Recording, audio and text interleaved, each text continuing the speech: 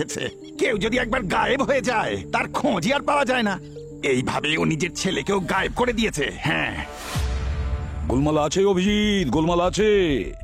অভিজিৎ দয়া কবে যখন কেস টেস হয় না, যাও একটা কেস দিছে ডিসিবি চিত্র নেই।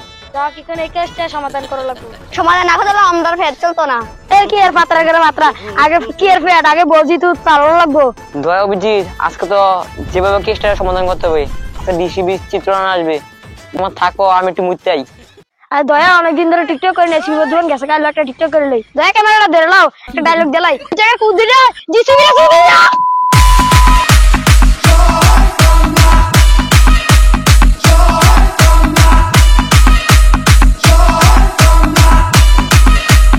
স্যার দেখেন দেখেন পিছে পিছে কি কি দেখেন দেখে যান। সর্বনাশ, তোমরা ডিটু ছেড়ে টকটক করছো, এটা কি করলা তোমরা? তোমাদের কি এইভাবে টাকা দেওয়া হয়? তোমরা এখানে টকটক করছো, তোমাদের জন্য একটা কেস দিছি, কেসিতে আমাকে কিন্তু কিছু জমা দিছো না, ফাইল জমা দিছো না।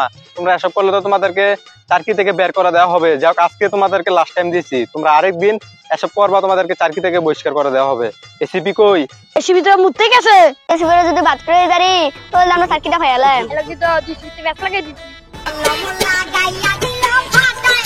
তোমার দিদি আমার নামে কি বলছিলা? দয়া কইছে স্যার অভিযোগ হইছে ফাত্তার করে